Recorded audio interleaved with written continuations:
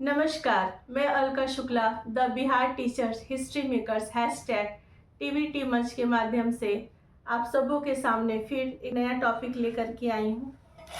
माँ, मुझे आपसे एक सवाल था कि जब दूर लाउड स्पीकर बजता है तब उसकी आवाज हमारे घर तक कैसे आ जाती है? घर तक नहीं, हमारे कानों तक कैसे सुनाई देती है। तो मेन बात है कि कोई भी ध्वनि जो हमारे कानों को सुनाई देती है, ये माध्यम होता है हवा में कंपन। जैसे लाउड स्पीकर में क्या होता है, स्पीकर होता है ना, स्पीकर में झिल्ली होती है। और जैसे ही स्पीकर में करंट पास होता है, वो क्या होता है, जब करंट पास होता है तो जो वॉइस कॉल होता है उस पर क्या होता है, दबाव पड़ता है। और ये दबाव तरंगे क्या करती हैं, ये दबाव तरंगे कंपन पैदा करती हैं और हवा जो होता है उस कंपन को अपनी ओर खींच करके हवा के माध्यम से कहाँ पड़ता है, हमारे कानों तक आता है। और जो कान में जो ध्वनि आती है, जो संकेत मिलता है कानों को, कहाँ तक जाता है, मस्तिष्क तक जाता है। और वो मस्तिष्क जो होता है वो हमें, जब संकेत मस्तिष्क को मिलता है तब हम उस चीज को सुन पाते हैं। माँ, लेकिन ये कंपन क्या होता है? कंपन, जैसे देखो मैं बता रही हूँ, कोई भी वस्तु जो अपने माध्य स्थिति में, यानी मतलब जैसे रबर बैंड है, मैंने एक डब्बा लिया, ठीक है, उसको ऐसे क्या करके मैंने एक कंपन पैदा करने के लिए ये रबर बैंड लगा दिया है, ठीक है। अब ये माध्य स्थिति में मतलब फिक्स है। इसको मैं आगे करूँ, पीछे करूँ, दाएं बाएं, किसी भी स्थिति में करूँ, क्या हो रहा है, यहाँ पे कंपन हो रहा है ना। जैसे अब रबर बैंड ऐसे छोड़ दिया, क्या हुआ, ये कंपन हुआ। हुआ ना, ये हिला, कुछ देर तक ही क्या हुआ, ये हिलते रहा, तो क्या हुआ, ये कंपन है। ऐसे किया भी तो ये कंपन है। तो यही है, किसी भी वस्तु का अपनी माध्य स्थिति से आगे पीछे दाएं बाएं क्या होता है, हिलना ही क्या कहलाता है, कंपन कहलाता है। चलो, लेकिन कभी कभी क्या होता है ना जी, से हम इसको तो देख लिए, जैसे ये कंपित हो रहा है, रबर बैंड कंपित हो रहा है, इसको देख लिए। लेकिन कभी कभी हम किसी कंपन को देख नहीं पाते हैं। तो चलो हम बता रहे हैं, कंपन को देख नहीं पाते हैं लेकिन उसे महसूस कर सकते हैं। चलो एक और प्रयोग के द्वारा देखते हैं। जैसे मैंने एक धातु की थाली ली है ना, ये स्टील है, इसमें मैंने पानी डाल दिया है। पानी डाल देने के बाद इसमें तुम एक और क्वेश्चन पूछ सकते थे मुझसे कि मम्मी पानी में रहने जानवर कैसे सुनते हैं। तो पानी में रहने वाले जानवर इसी प्रकार सुनते हैं। देखो, जैसे ये थाली है, इसमें मैंने पानी भर दिया।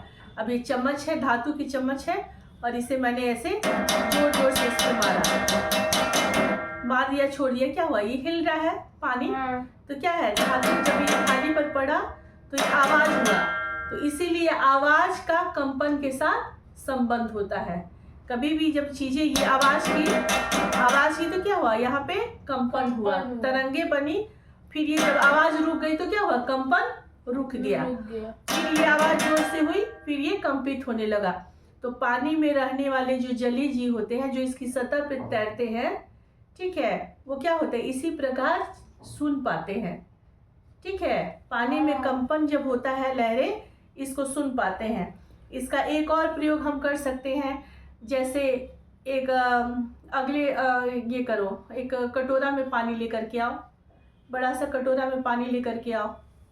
तो हम लोग का जैसे ये तालाब हो गया, ये ऐसे नदी या तालाब कुछ भी हुआ, इसमें क्या करते हैं, हम एक घंटी रखते हैं और घंटी रख के ऐसे दबाते हैं। तो घंटी तो आवाज नहीं कर रही है ना, ये पानी में ज्यादा रखा तो ये क्या हुआ, घंटी पानी के अंदर आवाज नहीं करेगी, कितना भी हिला लो, ऊपर करो ये घंटी बज रही है। लेकिन जब पानी में डाल के इसको हिलाए तो ये घंटी नहीं बज रही है। लेकिन क्या मतलब कि यहाँ पे कंपन नहीं हो रहा है, कंपन हो रहा है। और जलीय जीव इसी कंपन के द्वारा सुन पाते हैं। ये बाहर से हमें नहीं दिखता लेकिन हम इस चीज को अनुभव कर पा रहे हैं। जैसे अब मानव शरीर है, हमारा शरीर है, तो पूछो क्वेश्चन कि हम कैसे मतलब बोल पाते हैं और तुम कैसे सुन रहे हो। जैसे तुम बोल रहे हो और मैं सुन रही हूँ, तो कैसे सुन रही हूँ, जैसे हमारे जो कंठ होते हैं ये वाक तंतु कहलाते हैं। वाक तंतु यानी बोलने वाला तंतु, ठीक है। तो हम जब इसे बोलते हैं, जैसे वैसे बोले माँ ऐसे कर रहे हैं, अभी आवाज निकल रहा है। हाँ। यहाँ प्रेशर पड़ा तो क्या हुआ, आवाज में भिन्नता आ गई। जैसे देखो ये पतला कागज मैंने मोड़ के रखा और इस दोनों कागज की पट्टियों को बना लिया। अब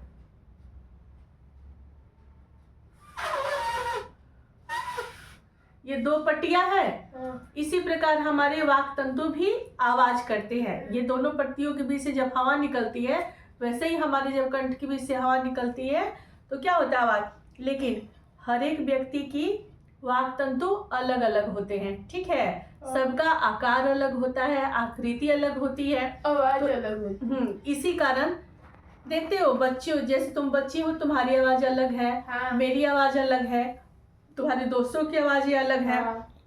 तो वाक तंतु में भिन्नता के कारण, लेकिन सिम्टम्स वही रहता है। जैसे दो वाक तंतु हुए, दोनों के बीच में जब भी हवा का प्रेशर पड़ा,